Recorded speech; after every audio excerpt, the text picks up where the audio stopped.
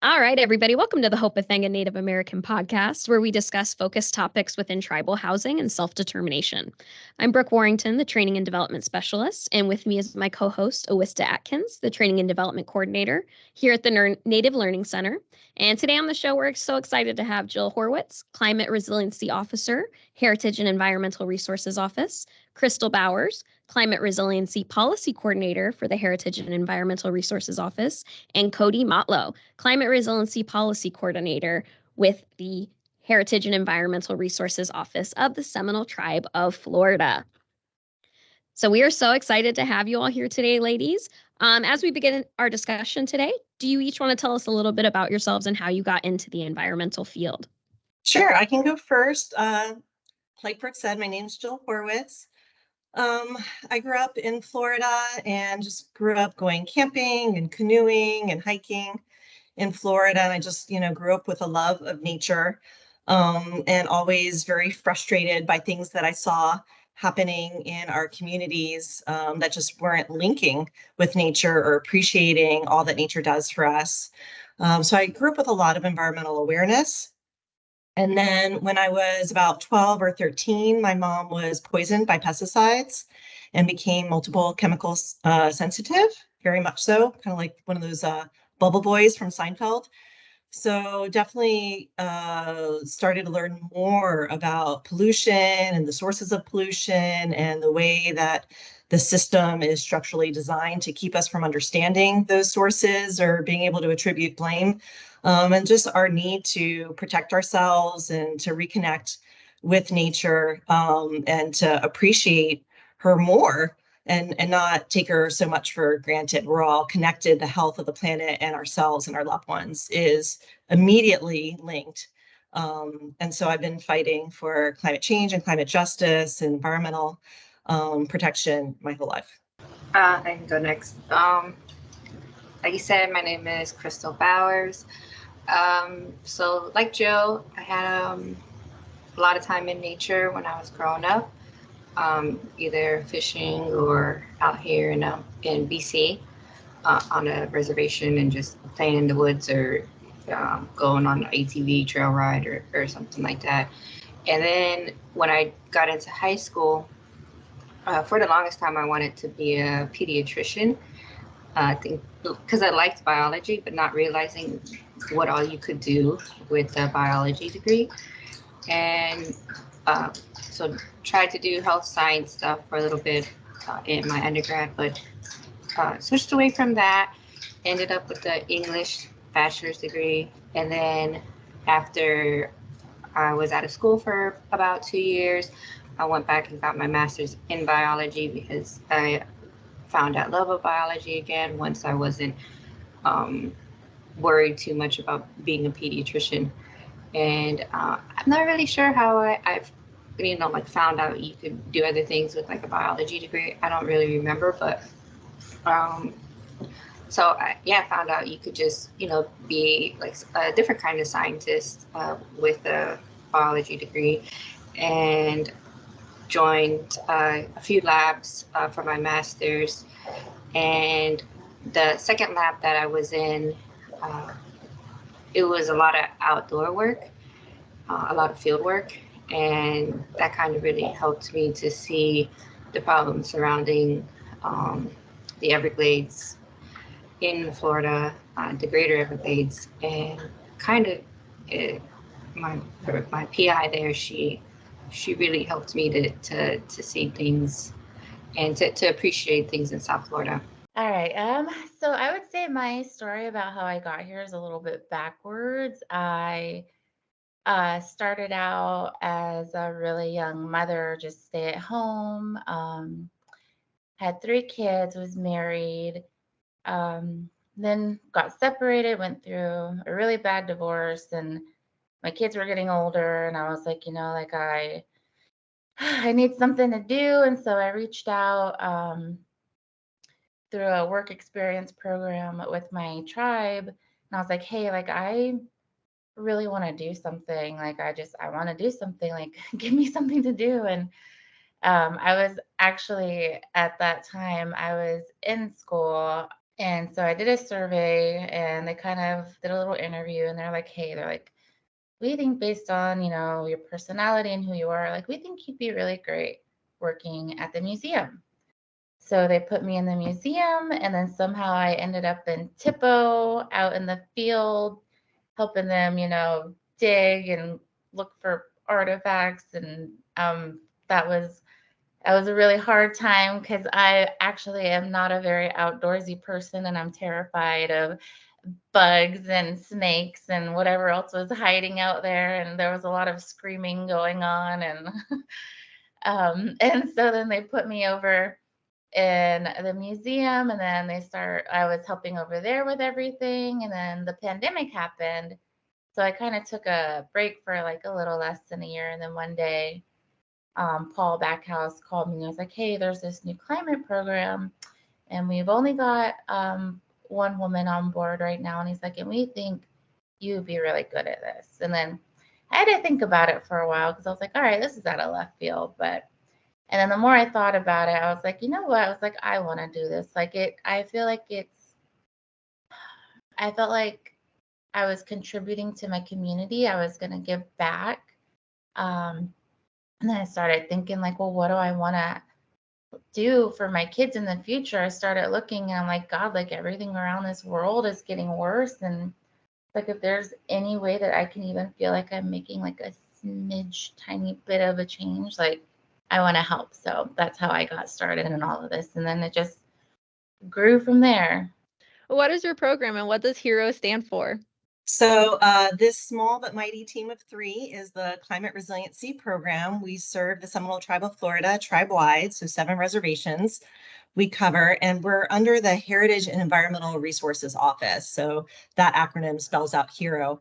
And what it does is it looks at different departments in the tribe, especially like issues like climate change, that really need to pull together the cultural aspects of the community and those beliefs, and the environmental stewardship or awareness, and that, because that's together, right, for the tribe.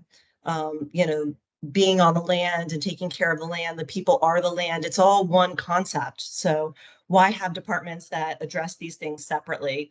We shouldn't be addressing them separately. They're not separate. And so we try to pull under HERO is the museum, the Tribal Historic Preservation Office, and the Environmental Resources Management Division. So we all work together very closely under one department. And then certain functions like on and off reservation permitting and different policy work and climate change is also within that umbrella, just kind of tying everything together and making sure that we're working together and seeing things as a whole. We really feel like we in the tribe are the ones leading, making sure that Indigenous science and Indigenous knowledge is being integrated throughout decision-making and research and programs. So that's what we're here to do. Does anybody else want to take a crack at answering that question? I'm more than happy for you guys to do that. All right. So can you set the stage for our environment's current situation with climate change? Sure. So climate change literally affects everything. Do a whole running list of things that it affects in your life. Coffee, chocolate, water, weather, your house, like it's every part of society climate change affects. It's a scary situation right now because politicians do not want to act on the greenhouse gas emissions that is polluting our planet. While there has been some hopeful news in the past, in the past few months recently, there's still a lot of work to be done to shift away from fossil fuels. Fossil fuels are a greenhouse gas that cause what is called the greenhouse effect. So I've actually been pretty interested in it, like on a molecular level, why carbon dioxide actually heats up the planet. So if you remember molecules, they usually are polar, meaning they have a charge, either positive or negative charge. And so with carbon dioxide, there's 1 carbon and 2 oxygens. and molecules move all the time. So carbon dioxide can be like this, or can be like straight across. And so the carbon is in the middle and the two oxygens are on the end. And then the carbon can shift back and forth, or can move up and down. So the polarities are like kind of move in a wave, and will couple with a photon of light that also is wave-like as well. And so when they couple, that's when carbon dioxide starts shaking and moving around, which of course causes heat. And carbon dioxide can shift that heat or energy to another molecule, or can shift it, send it right back to Earth. And so that is that can happen, I think, that like thousands of times a second, because you don't diminish carbon. It's just part of the cycle, and it just keeps going and going and going. And they're saying the amount of carbon we have in our atmosphere right now, it can put back enough energy towards Earth that it's equal to 7 Hiroshima bombs going off per second. So that's the amount of heat, that happens per second, that goes back into our oceans, and to us as well, but mainly our oceans, because that is what, the ocean can hold a lot of heat. So that heat in our oceans, then, it exacerbates storms, because that is the fuel for hurricanes and other tropical storms. It's a really big deal. And then in Florida and South Florida, especially, we have, so the canals we have in South Florida, they are overstressed right now. And many district employees are saying that within 10 years, it's going to fail during a normal rain system, not even hurricane. And so it's very important to everybody's life and safety and food, because climate change affects everything. That was awesome, Krystle. Cody, do you want to add to that? Anything? That was so good. No, that was great. I feel like you guys really covered it. So I saw that the next question is, how is climate change manifesting in someone's day-to-day experience? And I think, based on everything that Krystle and Jill just covered, I would take it into that next question, where I would talk about how it's affecting the community. And I've spoken to several elders and some older tribal leaders who, based on all these things that's going on, they've said a lot of them won't hunt anymore. They won't eat things. They won't eat things from the water anymore that they used to. They said it doesn't taste the same anymore. They've asked me, like, are we like testing the soils? Are we testing the water? So, like, it's just something's off and we don't want to do it anymore. And like, I think a big thing that people don't talk about is like climate change trauma, especially for like Indigenous people. We spoke to somebody in council in Brighton, and he just said, like, he just remembers being a kid and sleeping under a chickee, and how it used to be so peaceful. And like, the older he got, he said he moved into a house and things just got hotter, and he felt like he could like never sleep the same again anymore. And it's just I think it's just like changed so fast over time, and trying to find the way to say it. It's definitely different. The older generations, I think, are very affected by it, but they also don't really want to open up too much, because they don't really trust a lot of people to talk to about that. And I feel like I wish there was like a way we could, well, we're trying to get in there and get them to talk to us more, but I feel like that's something we need to look into further. And I feel like that conversation really helps and goes along with this. our platform is here for you in all ways and any ways. Would you like me to reword the question so you can speak on that matter? Or do you want me to say it the same way that it is? Because what you said is definitely important, and maybe talking about it on the podcast will make more people more comfortable to start having that conversation with their families and in their workplace, and maybe really get people to start talking about it. No, so our future goals with this podcast is that we would like to have a panel of people, tribal members to interview. We would like to talk to elders, and we would like to talk to the youth, and we would like to see their different perspectives based on their experience with climate change. And then we'd like to talk to the generation in the middle. So that's our future plans. Yeah, I would just add that the greenhouse gas layer is like a thick blanket on the earth. We need it to keep the planet warm so that we don't just lose all of our heat every night and become like some freezing ball, tumbling through the universe. So we need that blanket. It's just with all of this pollution that we've been putting in since the Industrial Revolution, the blanket's gotten thicker and we're trapping too much heat. And as the weather patterns change, this changes, like Krystle was saying, the ocean's ability.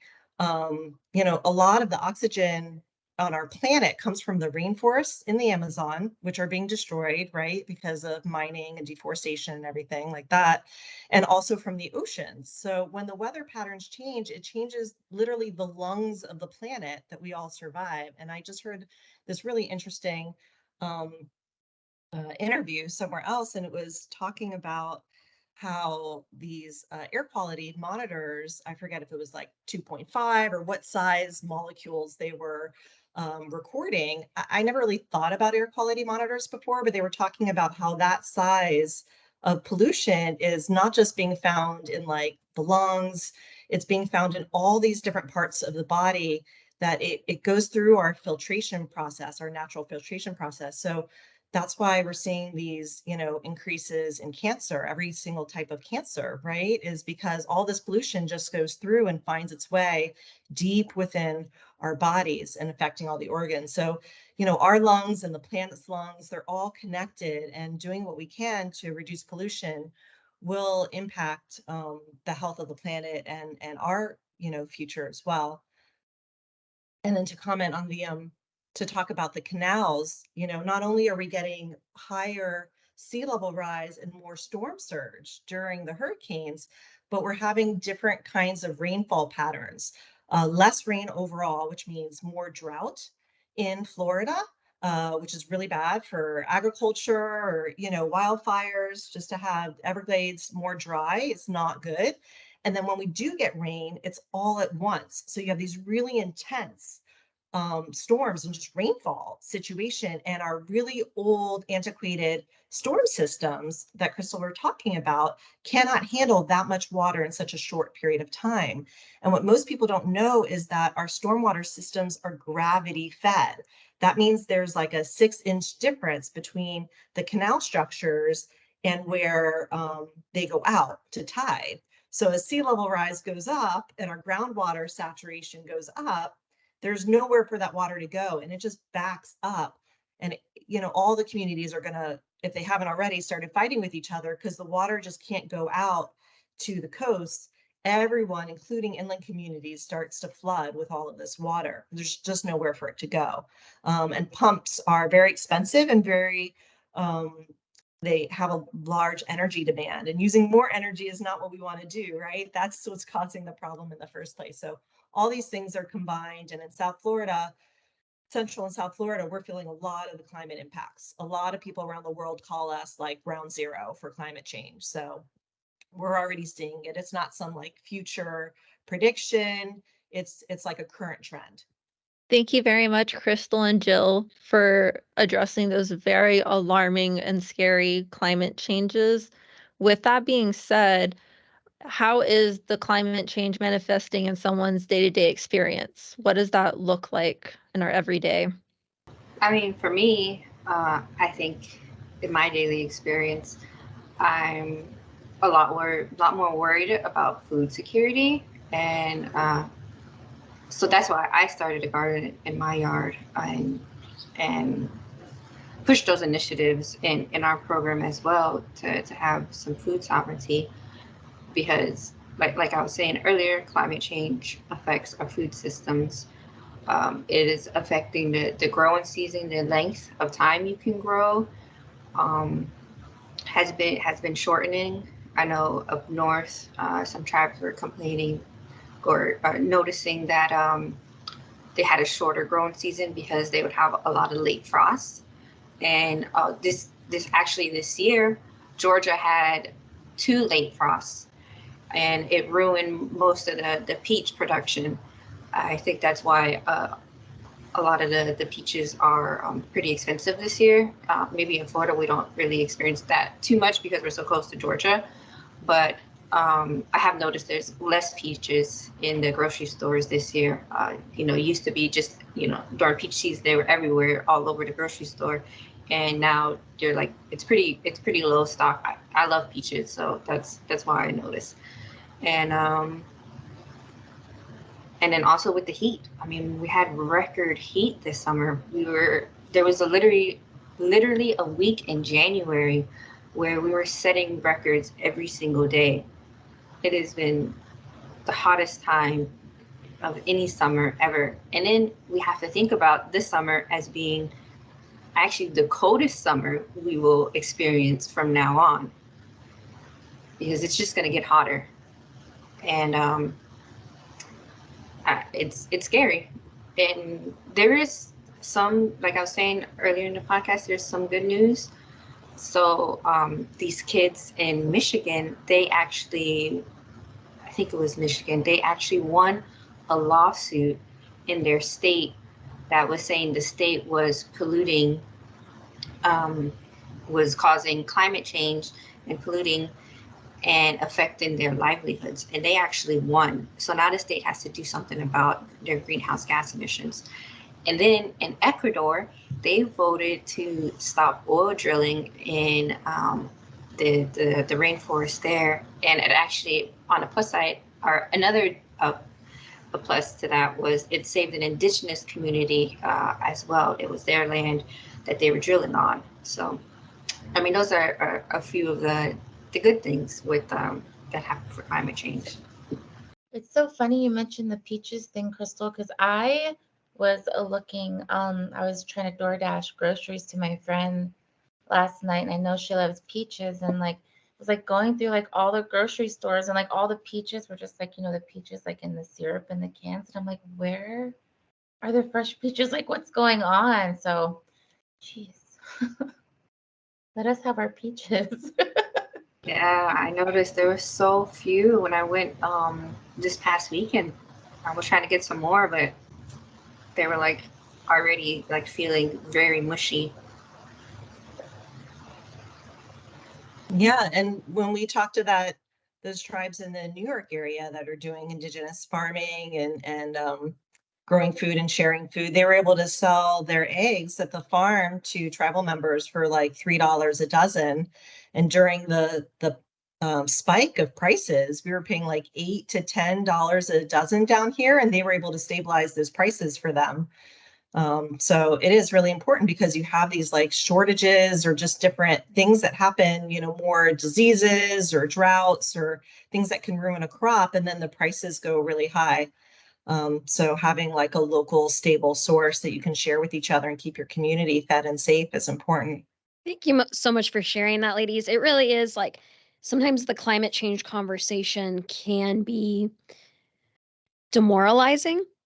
It is scary. And I appreciate that you are sharing some of the hope, some of the inspiration, some of the good news that's going on as well. While we're on kind of the lighter topic, do you have any tips for how Indian country can stay safe in the extreme heat that so many tribes are experiencing nationwide?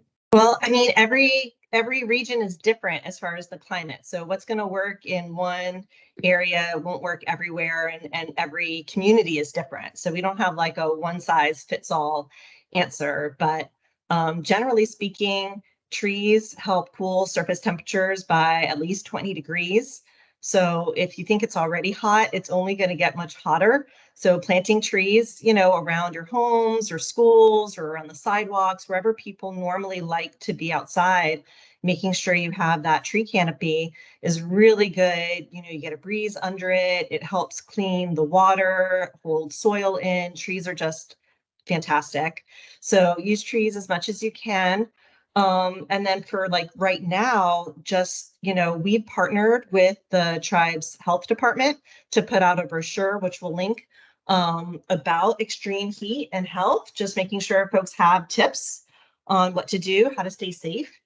So the clinics and the nurses and everybody in emergency management gives these out because it is really important, even just right now, to make sure you stay safe. So if you're exercising, we still want people to get outside. It's really important, right? For mental health to still like get outside, but do it in the morning or in the evening, not in the middle part of the day. Like don't put one of those sweatsuits on, like that is so 90s anyway. So don't bring that one back. And walk in pairs or in groups. And if you notice that like you or somebody else is starting to get like clammy or cold sweats or like not feel good, like get inside, get an AC, put ice packs on like different touch points, to cool down like your blood fast. Drink water, things like that. So you got to protect yourself. And I would say protect your crew and your staff too.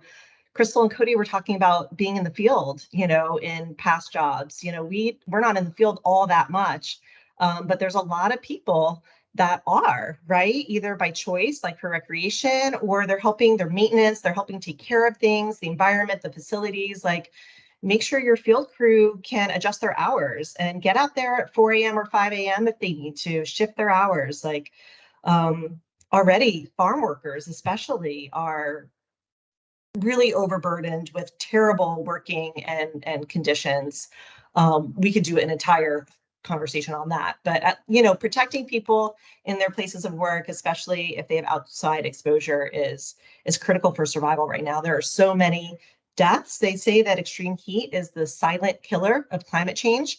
Everyone's looking at the hurricanes and the sea level rise and the water, but really extreme heat is just this thing that's creeping up on us every day right now. And it contributes to, I think, 5,600 deaths per year in the United States already.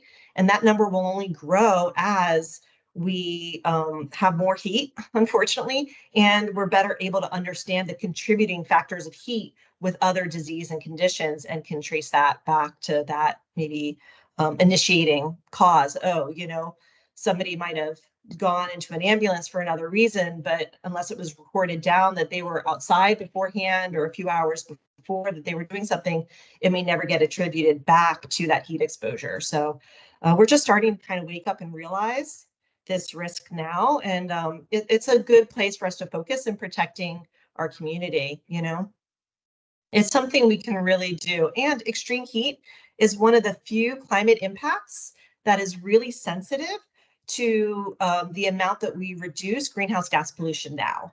Like some of the impacts, the International Panel on Climate Change, the IPCC, says are out the door. There's nothing we can do. Like sea level rise will continue for millennia, regardless of the actions that we take now.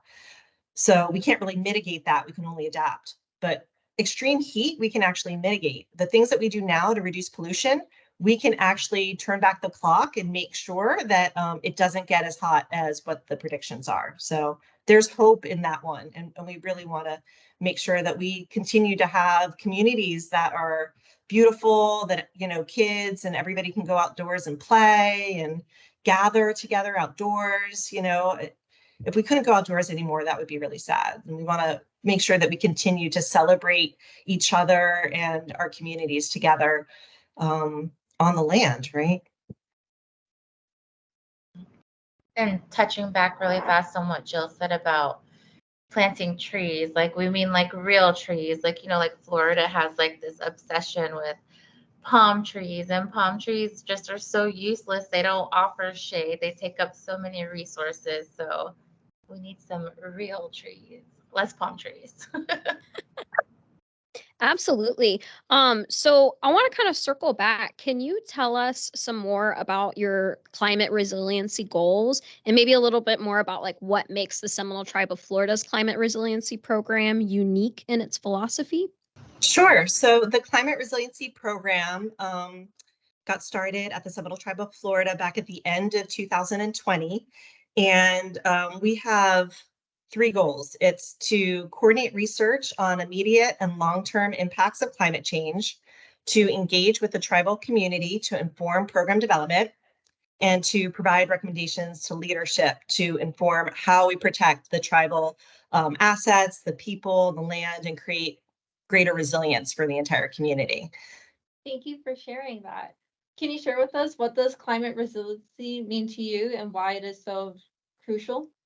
So for me, I, have an experience working for local governments, not an Indian country. This is my first time working for a tribe. And so for me, the program is really unique in the approach, because what I found in my 15 years working, in like city and county and regional governments is that there's a lot of like experts in the room all the time. And they just kind of do this like talking in a circle, this self-talk, using like the top 10 hot words from academia that year. And if you stop and pull back and like question any of the assumptions and like question who is this serving, or what are the assumptions that are built into this model or built into this process? Is there a better way to go after this? Is there a way to help people quicker, more directly, without just having like these planning processes that go on forever and never really get to like implementation or like doing something to help the people? If you stop and question that, it's really, really hard. I often felt like I was the only person in the room thinking that way, right? Like they just wanted to keep talking in acronyms and talking in circles and keeping the current power structure in place, right? And working with the tribe and working with lots of different tribes in Indian country, and through this like amazing network that you have, everybody already understands like environmental justice and structural racism, and how that affects people on a day-to-day basis, and how science can be off-putting sometimes, and how tribes are like the original scientists, that the whole field of ecology is really basically indigenous thinking. And so I don't have to start with that conversation. Like everybody already understands that better than I do, and I get to learn. And so for me, working in a tribal climate resiliency program is really unique for me. But maybe for everybody else that's used to working in tribes, it's not. But I think it's fantastic. I think we can get to the root of the problems and get to solutions much faster because we're willing to have hard conversations and challenge assumptions and challenge each other. And I love that. I just love that. Yeah, I guess I could speak a little bit, like hearing you talk about it. And I was in academia, of course, and had a lot of that as well. And while I was learning about, SERP and work and all that in academia, it's to academics, it's the greatest thing ever. Restoration is going to save Florida. That's what you learn in academia, and I believed it. I didn't work for the tribe yet, although I am a tribal member. I didn't have like those specific perspectives and conversations talking about SERP, and which is the Comprehensive Everglades Restoration Plan here in South Florida. And so then when I got working for the tribe, a lot of the scientists here were telling me what restoration actually means to the district and to the Army Corps. Restoration for them is usually means like gray infrastructure, so like canals and levees and STAs and which are stormwater treatment areas, which they have their goods and bads, the pros and cons, but from an indigenous perspective and from the tribe's perspective, we want nature-based solutions. Those what have been proven to be what's best for the environment. Maybe they haven't shown it with studies yet, But over millions of years, of course, like, why wouldn't you want nature-based solutions? Those are what's going to work because they've evolved for millions of years on the planet. And so those were the difference I seen coming from academia and into the tribe. Thank you so much for telling us what makes your program so unique. Can you tell us a little bit more about what climate resiliency means for you? And why is it so crucial? Well, when Cody and I started this program, we decided to ask the community that, because if you look at how like the sustainability field and engineers define resilience, just like Krystle was talking about, like you get a room of like technical people in a room together and how they totally distort the word restoration, right? For Everglades, people can distort the word resilience. So in academia, resilience means bouncing back from a stressor or an impact, some sort of negative force, and bouncing back to a state of equilibrium. And I find that definition wholly unacceptable. Like, this situation is how we, the way we run things right now is how we got ourselves in this situation in the first place. Like, we don't want to just keep fighting back from hurricane or storm or drought or extreme cold or whatever it is and getting back to the same place and the same like status quo of doing things. Like, we want to envision something completely new and healthy that's going to last. And I think tribal members have an understanding of how they've been on the land for millennia and might have a good sense from the past of how to do this, right? So I wanted to drop all of my assumptions and training and ask the community. And so Cody and I did that. And what we found was that the community really defined resilience as three things: strength, community, and survival. And I really like that. I think that's kind of been like our guiding light or our guiding post as we create our programs, right? We keep coming back to that and thinking about that. So I don't know. I like it. We put it on our water bottles. What can I say? I think for me, resilience, or at least for climate resilience, is how we prepare to protect the people that are most vulnerable in our community. So our elders, or people with disabilities, and our children. So if these groups of vulnerable people are able to withstand a climate hazard or any sort of hazard, then we are going to be resilient to that hazard. Because, what helps people with disabilities or helps older people will always come back and help us. And yeah, that's what climate resilience means to me. Climate resilience to me is just making sure that I feel like my community knows the risk and the challenges that we're facing. I feel like climate resiliency to me is making sure that my community has a voice. I feel like to me, it's making sure that they have access to this knowledge, and making sure that they don't feel like it's something like, a lot of people are new to these climate conversations, and I want them to feel like this education is something that's easy for them to access. And I don't ever want anyone to feel like, like just because like I don't understand this, I can't help. So my goal is to just make everybody else feel included, because I'm still learning along the way. And I feel like as long as everybody else feels like, they don't have to be intimidated by it, they can join in and help us. And to me, that's what climate resiliency is to me. So we've touched on it several times now, just kind of briefly, but do you guys want to expand more? What are these climate conversations that you've been facilitating? What are they for? What do they mean? Is this something that our listeners could maybe start trying to facilitate in their own communities? Could you just tell us a bit more about that? Yeah, so when Jill and I first started working together, and like I mentioned before, like I'm still learning along the way, I told her, if you come into this with a Western mindset and kind of like bring those ways, the outside ways into a tribal environment, I'm like, you know, you're going to get a lot of pushback because people feel like, you know, it's something they're unfamiliar with, and they might be uncomfortable. They might feel like you're speaking at them.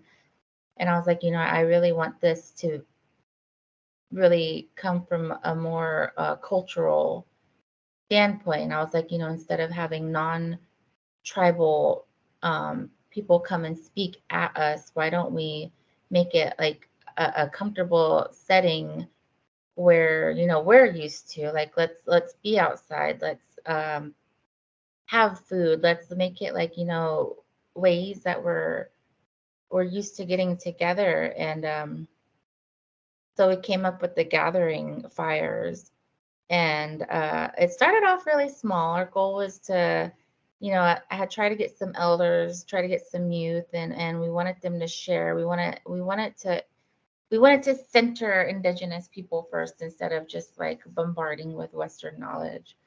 And I think we found like this really nice, you know, middle ground of making those things come together and work. And like that's really the best way that we've gotten into the community, and the way we've gained trust, and the way people have become really familiar with Jill's face, and we have really been more open into having her into those spaces. And Jill made it very clear from the beginning that she didn't want like a lot of non-tribal employees to be in those spaces. And she would start every event out saying like, hey, like if there's anything you guys ever want to talk about, please just feel free to tell me if you're uncomfortable, and I'll leave this situation.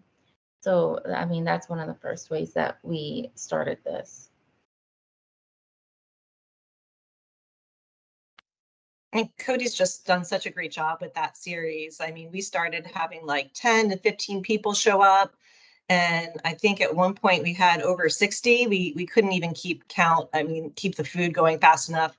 And the elders just didn't stop, right? Like sharing stories and legends, and it was phenomenal. So it's just been a really great series. And Cody interviews people for the Seminole Tribune. We have, you know, lots of us write articles from time to time for the Seminole Tribune to keep those conversations going. And we've had like other ways of having conversations as well. Do you guys want to share about Krystle? That's when you came on board, so maybe that would be good for you. I came on board right before Robin Wall Kimmer came down to visit the tribe.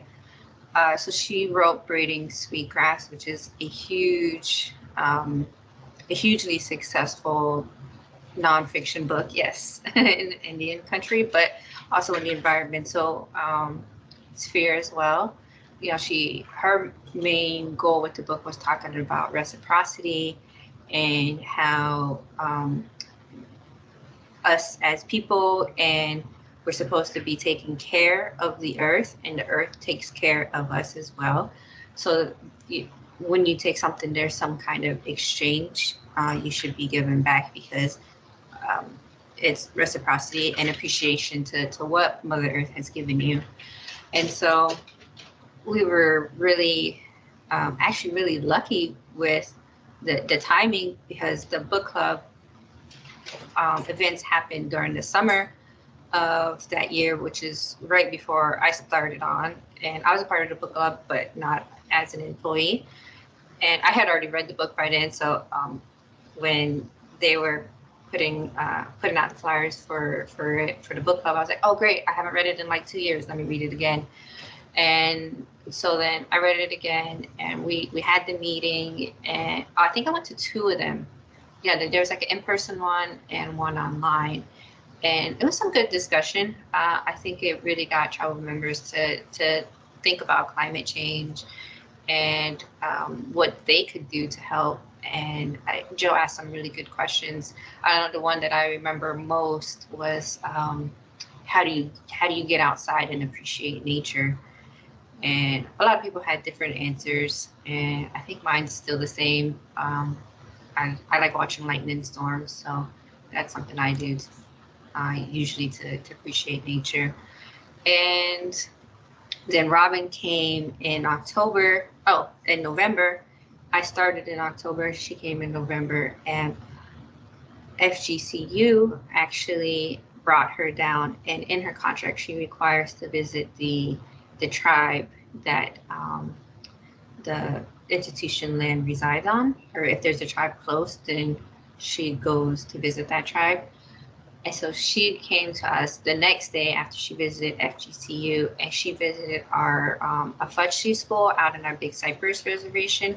And we had, I'm not even sure how many kids, with like 100 or 200, something like that. 200, because the school in Brighton bussed the kids in too. So we had Right. 200 kids like hear her tell stories and ask questions. It was awesome. Yeah. And they amazing. They had so many of them had questions. Like, it made me really happy, and we were able to distribute books to all of them. And she did a nice little signing, and I was standing next to her trying to help out with things, and it was just so sweet to see all those kids come up and have her sign their books. And some of them had like questions, and like that was one thing that really sticks out to me the most, because just seeing all the little kids just like learning and doing something like this they've never experienced before. And I just know that memory, that event, and the knowledge they got from that book is going to stick in some of their heads. And it's just so exciting to think, that maybe we did something where we're going to have some youth grow up and take over our spots one day. Yeah, it's so, you bring up a good point. It's so important to see ourselves in those kinds of positions as well. She's a professor at Syracuse University, right? Somewhere in Syracuse. She's a professor, and she's been in academia for, I think, like 30 or 40 years, something like that. And so my experience in academia is I've never seen another Indigenous person ever in my field of work. So it was cool to see that, she's a professor that actually has an institute specifically dedicated to bring in Native Americans to the program and teaching them, whatever they want to teach in regards to botany or biology.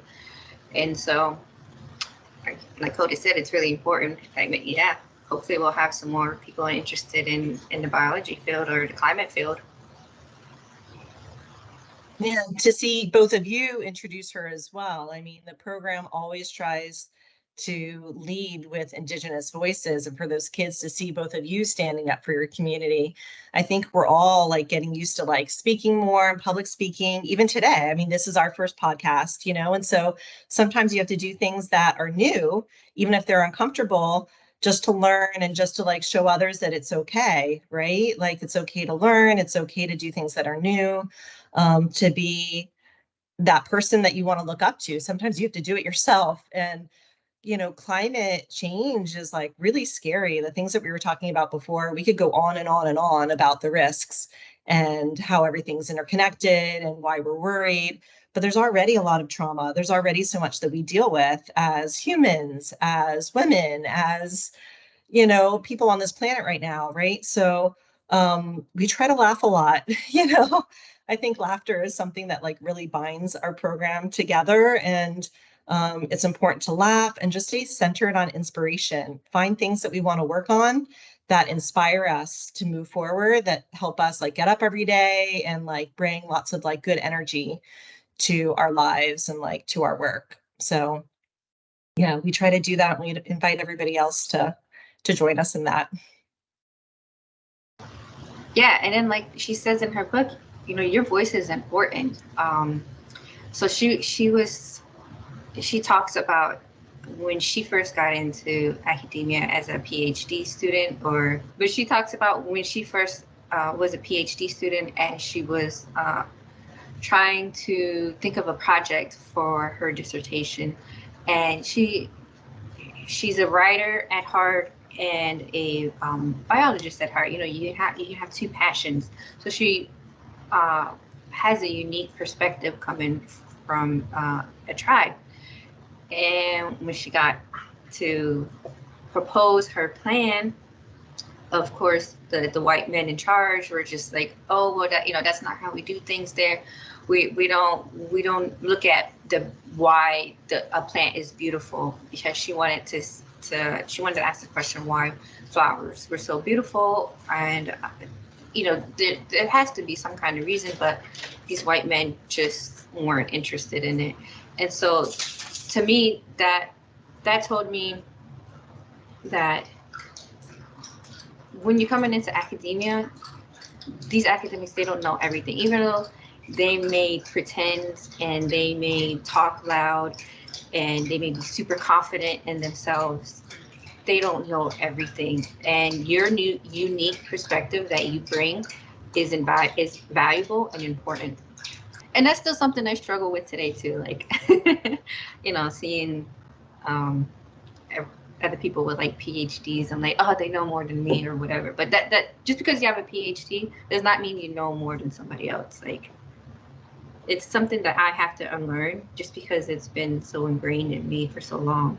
Yeah, that's what takes me back to my comment about just education being accessible, because like Krystle's saying, there's so many people who think, well, oh, this person's gone to school this many years and they've got this degree and they've got this and that. So like why should my voice matter? It's like, no, like your voice is just as important, if not more. So, that's going back. I was going back to one of these questions asking how climate change is affecting people's day-to-day experiences, and what like extreme ways. And Krystle, I didn't know if this was something maybe we wanted to touch on, but I do feel like it's related. And these oil companies and these pipelines, like, not only are they hurting the earth and causing these spills and all these disasters, but those pipeline companies, they also are a major lead in the missing and murdered Indigenous women movement, based on those man camps. So these man camps come in and they're building these pipelines, but they're also a big contributor to our people going missing. And I didn't know, Krystle, if you wanted to elaborate on that. Yeah, they, a lot of oil is found on reservations, so they build their camps on these reservations. And because, JJ was talking to us about the laws last week and saying on reservations, there isn't jurisdictions for the tribal police to convict white or non-tribal people. And so that's really the crux of the problem right there. If one of their citizens, a tribal citizen, is raped or murdered on the reservation by a non-tribal person, there's really no repercussions for the rapist or the murderer.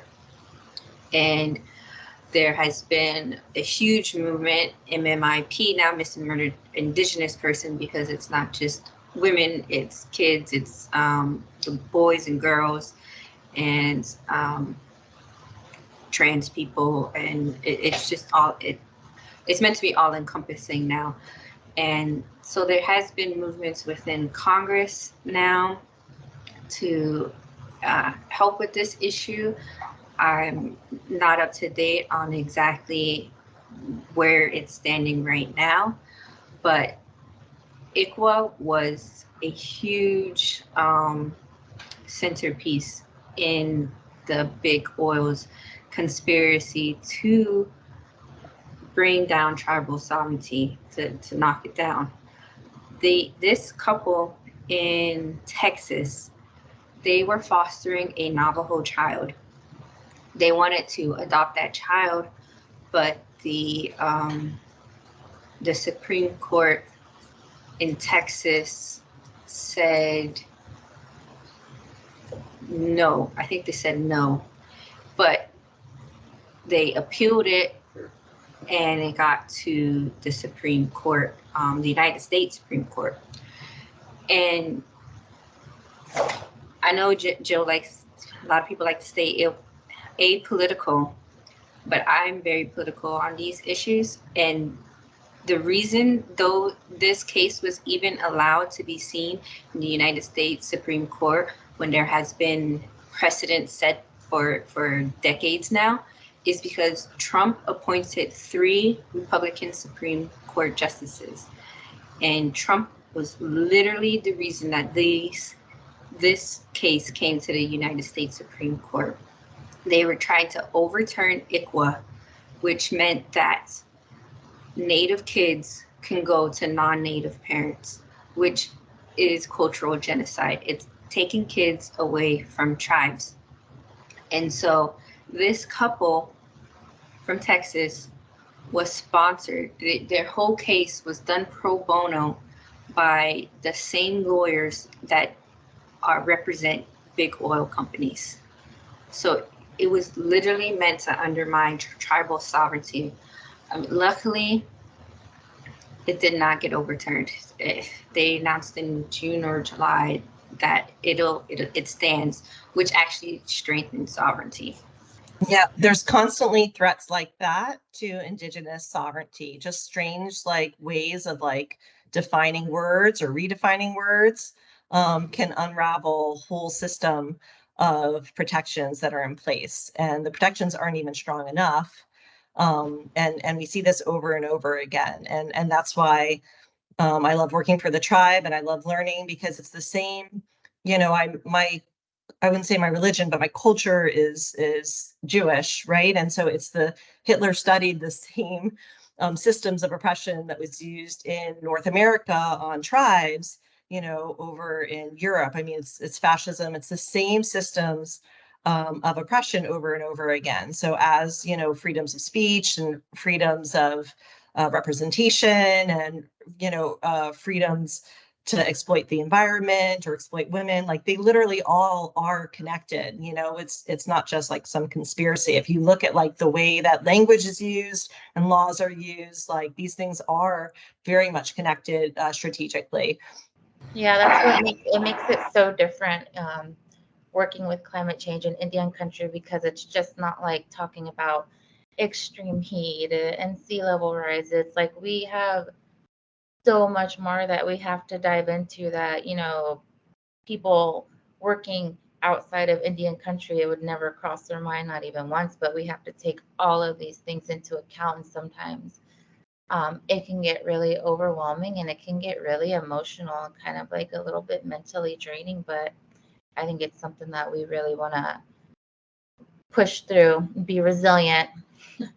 Oh yeah, and like another big oil company conspiracy. I mean, their conspiracies like date back to like the 50s, but one that involves Native Americans is the crying Indian ad. Do y'all remember that? It's from the 80s. Yeah, so you know, somebody throws garbage on the side of the road while they're driving, and then Indian standing there looking at it and has his single tear come down. And so, you know, that was the crying Indian ad back in the 80s, and it was hugely successful, hugely popular. Successful, I mean, with quotation marks, because it got people to pick up their litter. But with that, it also shifted the blame to the consumers. So before the 70s, bottling companies, so like, you know, milk, Coca-Cola, other sodas and stuff, they used to all come in glass bottles because glass is reusable. They had to, you know, collect those glasses and reuse them again. And that was just normal back then. And when plastic came, plastic bottles became more popular, and even aluminum cans, that problem, the garbage problem, was shifted to the consumer, so it would save these bottle companies money. They didn't have to worry about them anymore. And of course, you know, that plastic is super cheap, and cleaning bottles is, and using them again is not. And so Keep America Beautiful created the crying Indian ad But Keep America Beautiful was created and funded by these bottling companies. So they were tricking the American people, well, I think the entire world actually, not just America, tricking the entire world into thinking, oh, all you have to do is recycle and you'll save the planet. All you have to do is pick up your litter and you'll save the planet. When we know now recycling doesn't work. No one is able to recycle plastic in a cheap way that outcompetes new plastic. New plastic is just so much cheaper and so much easier to make than recycling plastic. There's no market for it. No one buys recycled plastic, really. Like, it's sad. Yeah, communities now have to like pay money just to have recycling. And it's because it's so embedded in everyone's mind. Like, oh, what are you going to do for the environment? Let's recycle. And like, even now, a lot of people ask us like, oh, what can we do? How can we recycle better? Or can we have a trash pickup cleanup? And I'm like, what is this, the 70s? Like, hello, like, no, we're way beyond that. Like, that was never the answer. All of that is petroleum based. It's all just more excuses to use all of these products that are chemical, that came out of World War II, just trying to keep those companies in business after the war. All of these like chemical and petroleum based companies that are destroying the planet. And plastics are really bad. They get into every cell of everyone's body. They're in every single piece of fish, you know, which not a piece. I mean, it's alive in the ocean, right? Every single organism in the ocean. And then if you eat fish, you're consuming that. But plastic is literally everywhere. And it's really, really hard to clean that up or to contain that. And that again goes back to the petroleum industry, which is causing climate change. So it's important to reduce the amount of plastics, to call your favorite companies up and be like, hey, I like this product. I'd like you to change your packaging. You know, just buy things that aren't in a whole bunch of plastic, you know, buy things that are on their own or in a little bit of paper or cardboard. We figured out how to feed ourselves and clean ourselves for a long time before plastic came around. There's no reason literally everything needs to be wrapped in it. So it all ties back together.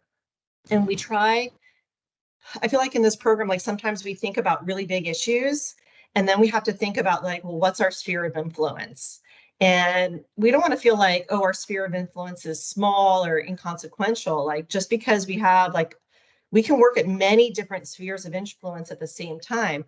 And sometimes you might see us start a program or start a conversation that is really small, but it's starting the seed of something much better. It's getting us back to the point where we connect with the earth and that we connect with each other and that we start to take responsibility for those interactions, and that can grow into much larger conversations and much larger actions. So some of the things that we do are like big policy work or, you know, lobbying or things like that, and other things are much more intimate. Build off what you were saying about, you know, using less plastics. I find that when going to the grocery store, that is a really hard thing to do. You cannot go to the grocery store and just avoid plastic. It's almost impossible. And I think that's another reason why growing your own food is so important as well. You're reducing your reliance on grocery stores, which is also reducing your reliance on these plastics. I mean, everything is wrapped up. I mean, even freaking what am I trying to say? Oh, squash. I'm like, why does squash need to be in plastic? I don't understand. And even like I like my husband, I get mad at him sometimes, like internally, because I don't want to like bring it up. But he put bananas in a plastic bag from the grocery store. I'm like, why? They already have their own container. And they coat a lot of vegetables in plastic now, like all those waxes and stuff. Yeah, so that they travel better. I mean, food just goes through so much. There's so much energy in the way that we grow food. It requires a lot of water, and water takes energy. And then the transportation of, you know, these things getting picked early when they're not fully ripe and then transported really far distances. all of that goes back to greenhouse gas, water, and energy pollution, right? So the more you can buy organic, buy local, or grow it yourself, the better. That's not always easy to do. So just supporting those in your community that are trying to do it and understanding what they're going through, and helping out, Yeah, and it's so difficult to stay on top of things on like issues with food as well, because you can be buying a product that's actually contributing to climate change or to droughts or or I mean, let's face it, everything we buy now is linked to slavery, or it's wages so low that it feels like slavery. So like the one big issue I wanted to bring up was almond milk. I thought I was doing better for the environment by drinking almond milk as opposed to cow milk. And almond milk is literally causing the droughts in California because it requires so much water. And they're bringing water from the Colorado River to these like desert areas in California and using an intense amount and draining the Colorado River even quicker than it already is because of the droughts. And growing almond milk for all of us. I've switched to oat milk since, just now because I just prefer the taste. Yeah, there's a lot of issues that, I mean, it's just so complicated, and everything's connected. If you're fighting for climate change, you're probably also fighting for better working conditions for farmers. I'm not even sure what else. Environmental justice, it's just everything is connected. Even political agendas and opinions.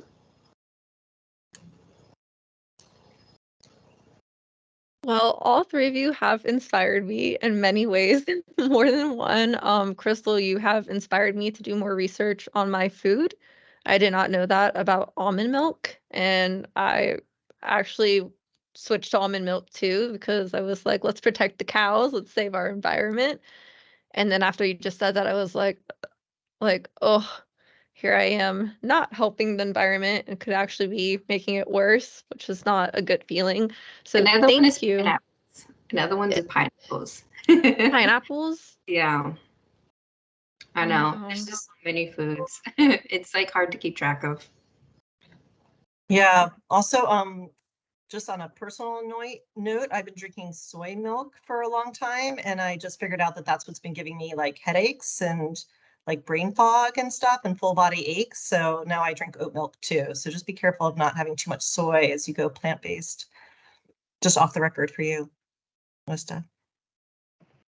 Yeah, and thank you. As like a consumer, like these big companies, they want you to feel guilty, but they've created such a system that you have to now depend on the things that they do. And then all these campaigns come and they're like, oh, like, well, the consumer, you guys want this. And so, feel guilty. This is your fault. It's not your fault. They want you to feel bad. And then they just keep racking up the bucks and they're like, great, everyone's blaming each other. Nobody's looking at us. Mm-hmm. And so like the largest grocery store company in Florida was the main lobbyist of the banning the plastic bag ban about 15 years ago or so. So local governments in the state of Florida are not allowed to pass a ban on single-use plastic or polyethylene or whatever, styrofoam, even though it's damaging the environment, because of lobbyists put a ban on banning it by local governments. So, and that keeps coming up over and over again, where the Department of Environmental Protection has to keep doing and redoing reports suggesting that we get rid of plastics in our environment, and the legislature will not act upon it. So, they can sell you their reusable bag for $3, but they don't really want you to use it. It's a system. I know, and a lot of people protect this system too, even like people who don't even benefit from it. It just blows my mind. Like, they'll be like, oh, it's freedom of choice, you know, but we don't really have choices. And in the choices we do have, like we can't be knowledgeable of everything, every single little thing we buy. Like it's unrealistic, really, to expect somebody to research every company that they buy from, because every piece of food comes from a different company, or they confuse it and make it seem like it's from a different company when you most likely don't have a choice. Like I think for like the beef industry, 3 companies make up like 80% of the market, and it may seem like more just because they'll keep like the lower, like the companies that they bought out, they'll keep that name, but it's owned by just 3 companies. So we have the illusion of choice and then not being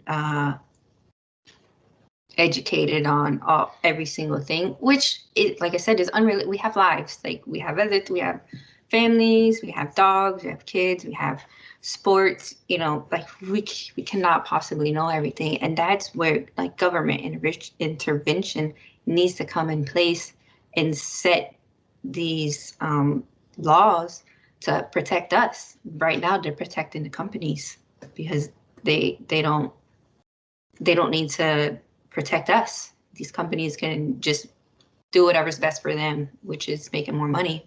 And having single-use plastics is an easy way to make money, because they don't have to, like I said earlier, they don't have to worry about the garbage that it produces. Yeah, and so, you know, I get overwhelmed easily, which you wouldn't think considering my line of work. I've chosen the most stressful career, but I love it too. But when I do get stressed and like thinking about all of this and all the forces that are pressing up against us, right? Like personally and professionally and collectively, I take a deep breath and I think about like what I can do.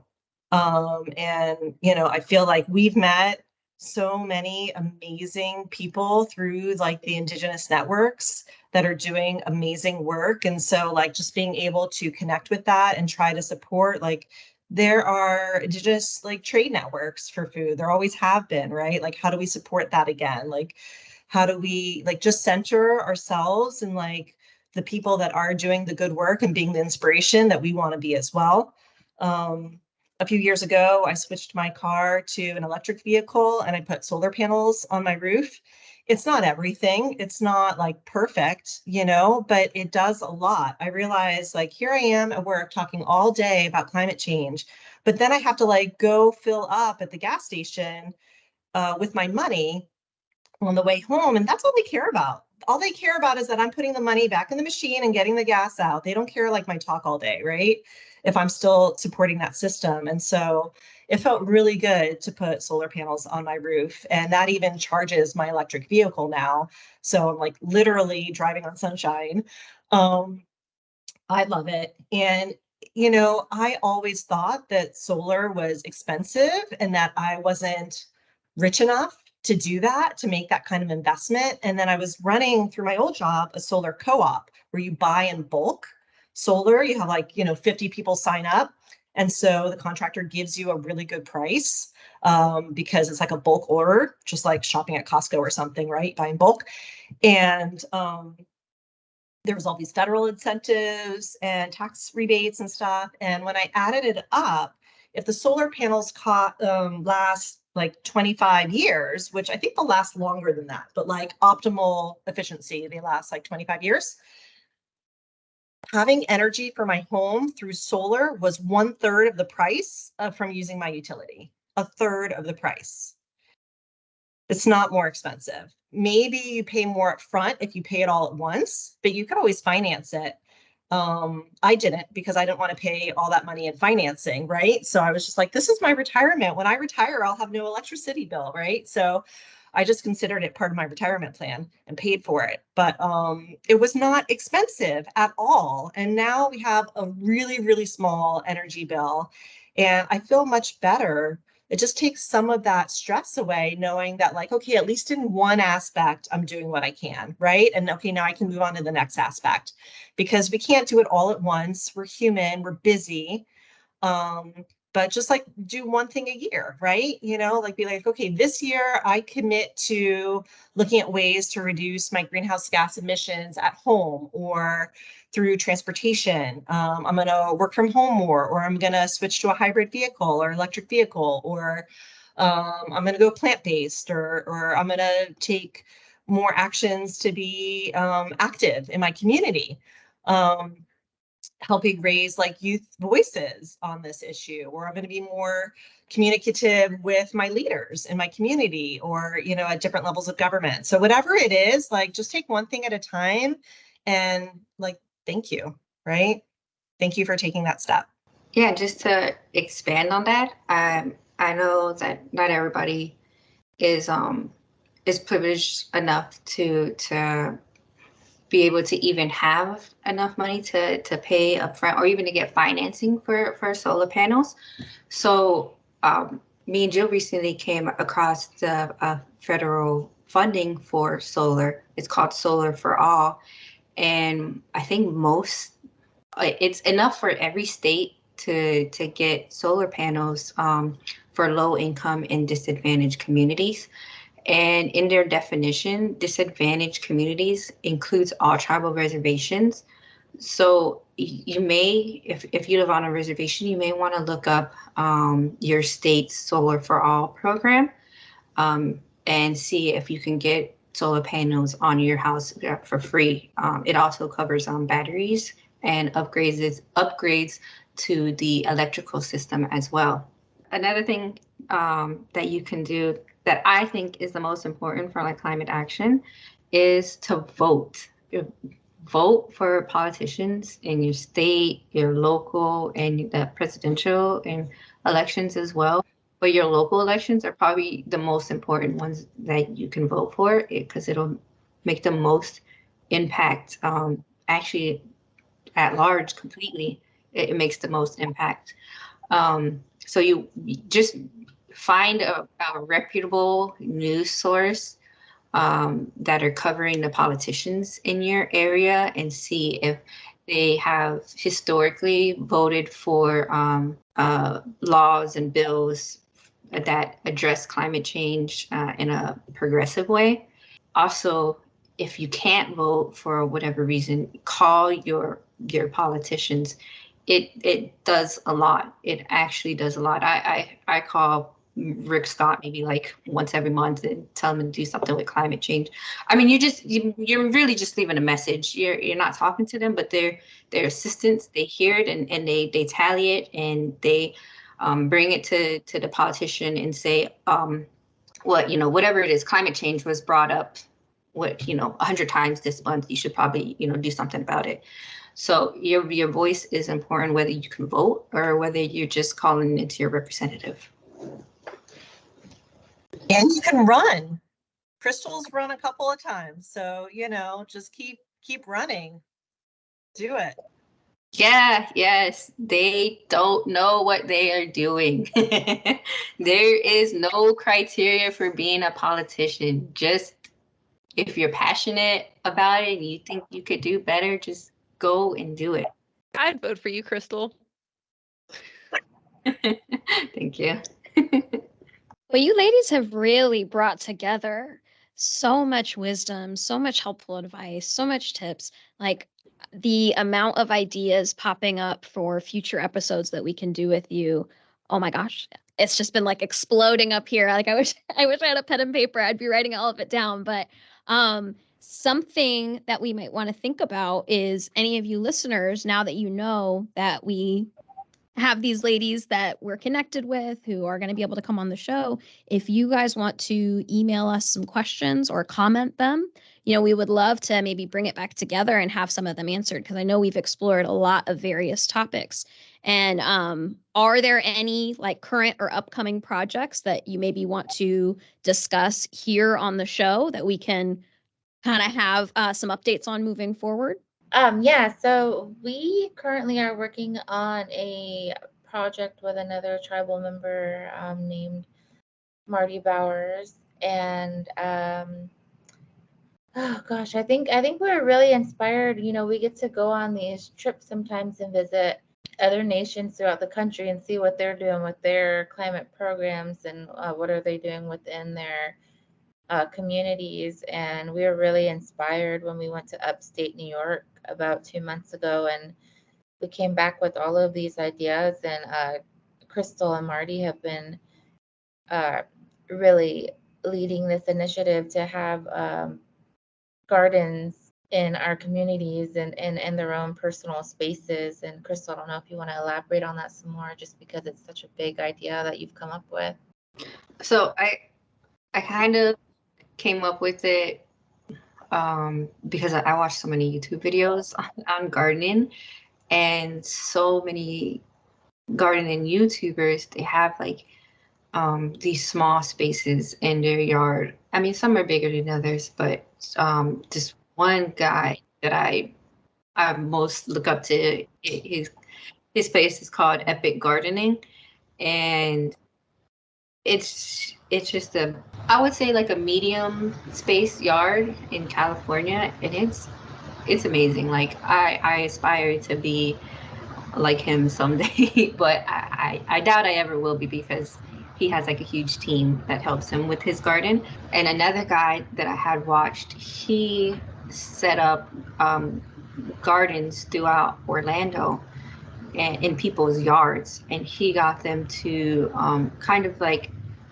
it was kind of like a gardening co-op. So anybody in that gardening co-op that he organized, like you can get vegetables from there as well.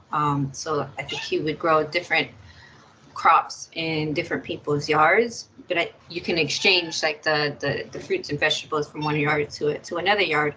And so that really got me thinking, like, man, we could have that here in Hollywood. And then with Marty's garden out in Big Cypress, I was like, well, maybe we could have it everywhere. Like, it doesn't have to just be Hollywood, because I live in Hollywood, so I'm so like Hollywood focused. And then so seeing what Marty did, that kind of like expanded my thinking. And it also connects our animal species as well, because you cannot grow a garden without pollinators. So you need to have pollinator plants in your garden to attract them to those plants, and then they'll pollinate your food plants as well. And so growing food in your yard is hugely beneficial for yourself and just for the greater ecosystem around you. And then another additional benefit is having all those trees in your yard. If you're growing a lot of trees, it sucks up all that water and causes less flooding in your area. So we're hoping to build that across all of our reservations. Right now, it's pretty much in the design phase. We're going after some funding to get some beds for the community, bed soil, seedlings, and some irrigation. And hopefully we can have that up and running by October, because that's when our growing season starts here in South Florida. Technically it starts in the middle of September, but we're still in hurricane season then. So only like the bravest of gardeners will put their seedlings out. And so my garden, I have some things in there now, but I'm hoping once we get the funding, I'll be able to expand it more, and we'll be able to have like more of a community connection with each other and with Marty's garden out in Big Cypress. Yeah. So my idea was to have like sort of like a labor exchange where maybe Marty and me, or whoever wants to help out from the community garden, we can go and help these individual tribal members set up their garden in their yards. And then however long that takes, like that person will have to come back and help Marty in the community garden and whatever he needs there. And so that's just a a vision I hope for. I mean, I know Marty's supportive of it, so we're hoping that we can go forward with that. Right. Yeah. And we thought maybe if it starts off small and like, time passes and people see what we're doing and they're like, oh, like I want to be a part of that. How can I help? And we've talked about, maybe like having like a list of like like assistance, and like in case somebody's like volunteers. on vacation or elderly, Yeah, like, have like a helper. Yeah. So like people who missed the deadline to sign up and be a part of it, like, hey, like if you wanna, these elders might need help and they can't really get out there. If you want to come help them, or like, hey, like I have to go on this work trip for a week. Can somebody come here and make sure? And then, and then the next time when we start over again, like we'll have like a bigger group of people. And like I feel like it'll just bring like our community together. And like that's really the goal. And then gosh, that goes back to food sovereignty with me. Like I'm hoping that these people are people. I hope our people see that they can grow these foods and then like, just take it from outside right into their kitchen to their table and like inspire them to make healthier choices. And eventually my goal is that when we have community events, like I know like we love our fry bread and we love our Spam and all these fun things we've come up with, commodities. But like I'm hoping one day we'll be able to have like healthier options that we've grown ourselves and just make a healthier community for our future generations. But yeah, but then it's just to like make it more accessible to everybody. You can grow food. Everybody can grow food. I know some people think they don't have a green thumb, but making mistakes is part of the process. Even professional gardeners.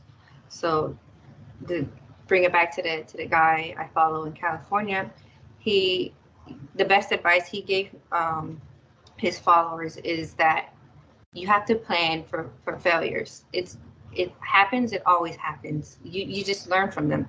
So with seeds, they're just made for. They have failure built into their system. So with seeds, about half of them will probably be viable seeds. So you want to start with twice the amount that you would actually need. And then if you actually get more than what you need, then you just give, your plants away to your friends or something. And yeah, it's all about making mistakes. I mean, I've killed tons of plants over the years, and it's part of it. Yeah, it's you're gonna win some, you lose some, and you got to be okay with making mistakes. Yeah, and I feel like the community garden is just such a great space. We've been able to co-host some events out there. We help them plant their pollinator garden, like Krystle was saying, to help support the fruits and veggies that they're growing out there. And we had like artists in the garden, helping people, take photos and draw and paint, there. So it's just a great place for us to have conversations about climate change and sustainability and healthy lifestyles. So we want to support it as much as we can. And I think having the home garden project kind of link with the community garden project and see it as like a training space, a place of shared like learning and sharing what you grow and what didn't work and some recipes will be fantastic. We already had a couple potlucks out there, but we're hoping to get to the point where people are bringing in, food that they've that have ingredients in it that they've grown themselves, right? That would be great. So yeah, no, I was just going to mention I think the reason this garden opportunity even came up is because from the very beginning, when Jill and I were first getting to know the community, we had that poll where Jill mentioned those words that really stood out the most. But one of the major things that when it came down to climate change, we gave them like a list of options they could pick. And one of our first polls ever, all the answers were what's most important to you when it comes to climate change. And it came down to saving medicinal plants, right, Jill? And then it came down to food and 7 generations. And so I feel like food sovereignty was really the way that we started into our whole climate change program, and it's kind of just grown from there. So sticking to these community gardens is almost kind of like going back to our roots of how we began. You see how important food sovereignty is. I mean, now more than ever, just because of the pandemic and how easy it is for those systems to break down, and you're just scrambling to find, something to eat in a grocery store. It's so fitting that the climate resiliency program started during the pandemic, and then that was your main goal to push it forward was food sovereignty. It makes sense. Yeah, because another thing with our communities, Brighton community and the Big Cypress community, they're very far away from a grocery store. Like there's no grocery store. I know out here, I live in Okeechobee, and it takes me about 30 minutes to get to Brighton, which means everyone there has to drive 30 minutes into town to be able to get to like a Winn-Dixie or a Publix. And Big Cypress, gosh, that's even farther. Like how long it's an hour to like the closest. Yeah, and like all they've got is like little gas stations where they can just try to get some snack foods, and gosh, that just goes back to using your car and depending on gas and like taking up all these resources just to be able to and go to the grocery store and get a cucumber wrapped in plastic. So we're just trying to make food more accessible, like healthier options, something closer. Well, thank you, ladies, so much for taking the time with us today to share your wisdom, share your inspiration, share your ideas. And, we would love to have you back for many, many, many more episodes. Some of these topics we definitely want to delve further into detail with you in the future. I know we definitely want some updates on the garden bed project as you develop things. And as I said, listeners before, send us in some of those questions. These ladies obviously are a wealth of knowledge, and, they are happy to share, happy to contribute. And, we just want to make the environment better, make the world a better place. And, they want to help their community and your communities as well. Is there anything else that you ladies want to add before we say goodbye today? Yeah, so climate change is a global problem. So, when we help our community, we're helping everybody because climate is connected. And so if you help your community be more climate change knowledgeable, then you're helping us as well. And don't be afraid to step in and want to help. Don't feel like, you're not important, or you feel like you're not educated enough. Everybody is important and everybody can learn, and there's space for everybody. And the more people who want to get involved, more changes you'll see come. So don't be afraid. Like, don't feel intimidated. Just jump in there. Like, the more the better, right? Absolutely. Climate change touches all of us. So it doesn't matter if you're like in finance, or if you're into sports, or if you're a parent, or it doesn't matter who you are. It like literally affects all of us. So it takes all of us too. It takes all of our strengths and all of our perspectives. So just thank you for having us and for letting us, start this conversation with you. Absolutely. Before I close out, do you guys want me to ask you for your contact information? Do you want to share your email out with everybody in case they have questions, or is that something you would prefer not to do? I guess we can use our climate program email, right? Yeah, That would be okay. good. Probably just our climate program at semtribe.com, SEMTRIB. Well, before we close out, I just want to applaud everyone. You guys are truly incredible. What you're doing, it makes a huge difference. Thank you so much for discussing the domino effect that climate resiliency has. Truly, everything you said has such a deep impact with me, and I know our listeners will have the same effect. And like Brooke said, if you have any questions, if there's anything that you want more detail on, please feel free to mention it in the comment box. And if you have personal questions you would like to ask, you can direct those to. So our program has an email. Any of us could see it and write back to you. So you could address it to any of us at climateprogram@semtribe.com. That's SEM, short for Seminole, tribe.com. And we'll definitely be able to include their email down in the episode description. So Don't forget to click those links. They will be all provided below. That brings us to the end of this episode. Thanks to Jill, Krystle, and Cody. You guys are truly amazing. Thank you so much for being here today. We cannot wait to have you back. We hope you enjoyed the episode. As always, thanks for listening to Hope a Thing, a Native American podcast. If you enjoy our show, please rate and review us on Apple Podcasts, Spotify, and Google Podcasts. Also, visit our website, www.nativelearningcenter.com, to find information on upcoming webinars and virtual trainings. You can also watch our webinar recordings there that last up to 2 years. Be sure to come back for more content, and don't forget to check out those links below. I hope everyone has a wonderful day.